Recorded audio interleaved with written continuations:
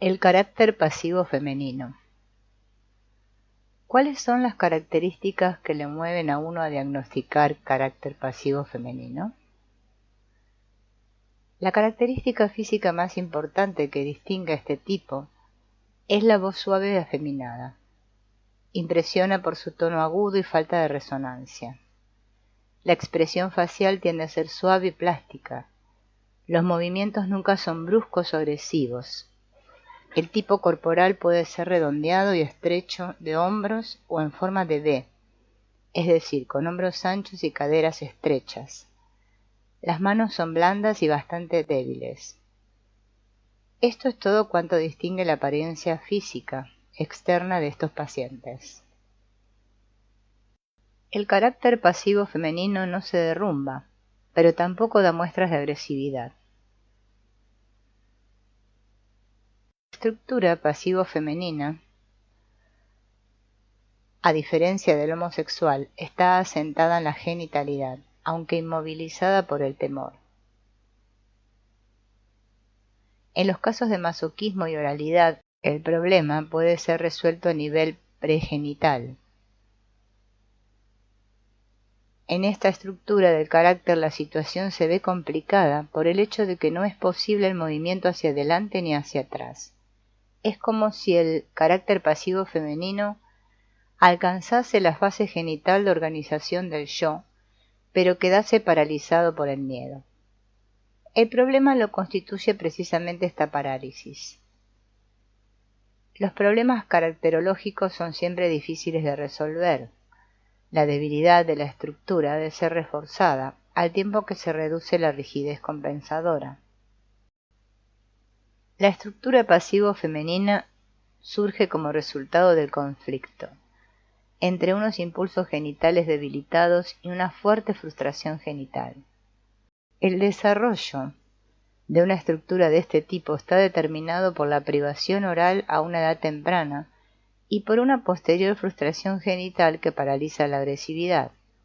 De niños, estos individuos alcanzan la fase genital de organización del yo, pero con una debilidad inherente debida al fuerte elemento oral.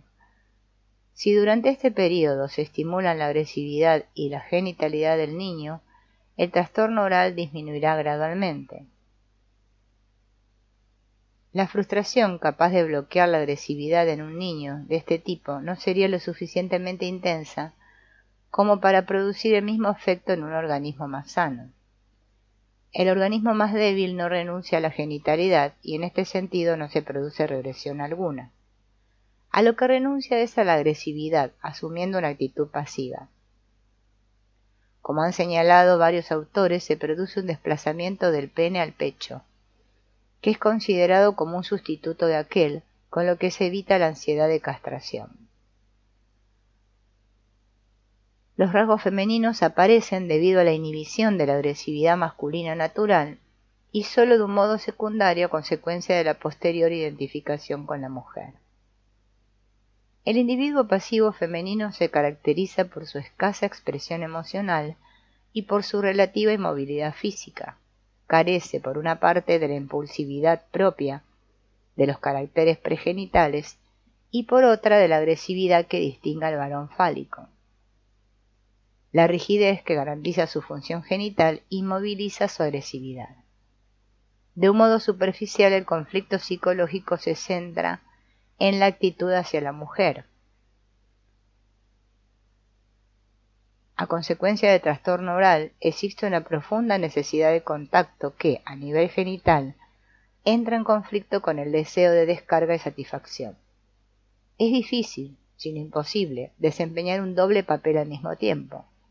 El carácter pasivo femenino puede actuar como un niño en una relación sexual con una mujer mayor, o como la figura del padre cuando la mujer es más joven y dependiente. No puede ser el hombre que precisa una mujer. Cuando la niña alcanza la fase genital de organización de la libido, dirige de un modo natural su atención hacia los miembros masculinos de la familia como objetos amorosos. Decimos de un modo natural porque el proceso parece ser inherente al desarrollo normal de la sexualidad femenina. Esta afirmación no excluye el que también se dé un creciente interés sexual por los niños de su entorno. A esa edad no existe diferencia entre sexualidad y sentimientos tiernos. Generalmente se admite que el mecanismo de este desarrollo es más complicado en la niña que en el niño.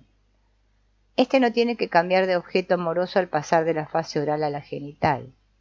La relación con su madre adquiere un nuevo interés y significado. La niña, por el contrario, ha de transferir al otro sexo una parte de su libido objetal. Pero no se trata de una acción deliberada. Los procesos bioenergéticos que tienen lugar en esta etapa concentran la carga energética en la vagina, mientras el clítoris pierde importancia en un modo gradual. Para entender las alteraciones de la sexualidad femenina, es preciso conocer bien los procesos que dan lugar a esa importante transformación. Freud no estudió el tema de la sexualidad femenina hasta 1931. Veamos algunas de sus observaciones y conclusiones. Hemos comprobado ampliamente que el desarrollo de la sexualidad en las mujeres se ve complicado por la tarea de renunciar a la zona genital, originalmente más importante, concretamente el clítoris, en favor de una nueva, la vagina. Esta afirmación constituye un ejemplo del error que supone interpretar los procesos biológicos por medio de conceptos psicológicos. Es imposible concebir que un niño renuncie a una actividad en favor de otra, cuando se trata de una cuestión propia de su normal crecimiento y desarrollo. Cuando un niño aprende a caminar y deja de gatear, ¿podemos decir que renuncia a su anterior forma de locomoción? En ello no hay implícita elección alguna. A medida que las piernas se fortalecen, una función que implica una mayor carga reemplaza a otra que pierde gradualmente su significado. Pero el niño no renuncia a gatear y vuelve a emplear esa forma de movimiento siempre que resulta adecuado. Lo mismo puede decirse de la lactancia o del biberón. En circunstancias normales el niño no renuncia a ellos, sino que otras formas de satisfacción más adecuadas ocupan su lugar. Ninguna mujer renuncia al clítoris. Si el desarrollo ha sido normal, la vagina es el órgano más cargado y capaz de producir una mayor satisfacción. El clítoris pasa a ocupar un segundo plano. La experiencia clínica confirma que ninguna mujer renuncia a un orgasmo clitórico por uno vaginal. Si ello se logra terapéuticamente es solo porque se concentra la suficiente carga o energía en la vagina, de manera que ésta se convierte en el principal órgano de descarga. El hecho es que en ciertas mujeres no tiene lugar esta evolución en favor de la vagina. Tales mujeres carecen de orgasmos vaginales. La vagina se encuentra relativamente poco cargada, mientras el clítoris conserva su sensibilidad original. ¿Qué es lo que produce esta interrupción del desarrollo? Freud opina que los seres humanos poseen una disposición bisexual especialmente acusada en la mujer. La vida sexual de la mujer se divide en dos fases, la primera de las cuales posee un carácter masculino, mientras que solo la segunda es específicamente femenina. Freud basa esa cualidad masculina en la carga del clítoris, pero este punto de vista suscita serias objeciones. Al observar a los niños durante el primer año de vida, a menudo resulta difícil distinguir los sexos sin recurrir a los vestidos o a los genitales. ¿No sería más correcto decir que en la fase pregenital el sexo se encuentra relativamente indiferenciado? Recordemos que también las estructuras pregenitales del carácter son sexualmente indiferenciadas. Las actividades orales e incluso los juegos de los niños pequeños no presentan ninguna distinción de carácter sexual. Sin embargo, a esta temprana edad, los niños ya establecen cierto contacto con los genitales por medio del tacto. Pero al no funcionar este sistema orgánico de un modo específicamente sexual, es decir, orientado a la descarga, podemos inferir que las sensaciones experimentadas son aproximadamente iguales a ambos sexos. En esta etapa el clítoris no es un órgano masculino, sino simplemente la parte más accesible de la relativamente nebulosa zona genital. La carga está distribuida por toda la región de la vulva y el tacto de la niña no se concentra en una parte específica. Podemos afirmar, por lo tanto, que en esa época no hay nada específicamente fálico en el clítoris. Freud admite desconocer cuáles son, de hecho, las raíces biológicas de estas características específicas de la mujer. Sin embargo, son ellas las que determinan el curso natural de la evolución sexual del individuo, desempeñando la interacción psicológica con el entorno un papel secundario. Esta última puede proporcionar un medio favorable para la evolución o interferir con el proceso natural. El renacuajo y la cría del pez evolucionan de manera distinta en el mismo estanque. El roble y el helecho crecen en el mismo suelo. ¿Podemos explicar algunas de estas raíces o factores biológicos? Sabemos que la mujer evoluciona en una dirección que conducirá al funcionamiento de las glándulas mamarias y del sistema reproductor, especialmente el útero y por supuesto la vagina. El pleno funcionamiento de estas estructuras solo tiene lugar después de la pubertad, pero el proceso de su maduración se pone en marcha desde el inicio de la fase genital. Cuando la manzana aparece por primera vez en el árbol, aún le falta mucho para ser una fruta madura, pero ya entonces sabemos que no es una pera o una ciruela. La invasión de la vagina desde la vulva hacia adentro, por la carga bioenergética, proporciona la base para la autopercepción del sexo. La niña va tomando gradualmente conciencia de que es una niña y no un niño. Podríamos sugerir que la cualidad específica es el giro hacia el interior del flujo bioenergético o corriente de excitación, a diferencia del muchacho en el que el flujo se dirige cada vez más hacia afuera a fin de producir extensión. Este giro hacia adentro, que constituye la cualidad específica de la excitación vaginal, es complementado por la función de los restantes órganos femeninos en orden a producir la feminidad. Mientras el varón descarga toda la energía sexual a través del pene, en el caso de la mujer no sucede lo mismo. Una parte de esa energía, cuya proporción desconocemos, es almacenada y descargada en las glándulas mamarias y en el útero. En el hombre no existe equivalente de flujo y reflujo del ciclo menstrual. Otra diferencia importante es el papel del órgano sexual masculino al iniciar el acto sexual. Es el órgano más agresivo, y el hombre, el organismo más agresivo, lo que explica su mayor desarrollo muscular. No se trata de una cuestión de mecánica, sino de carga bioenergética relativa. El no entender esto explica esta falacia psicoanalítica tan extendida. ¿Es la relación entre el pezón y la boca del niño análoga a la existente entre el pene y la vagina? Sin duda.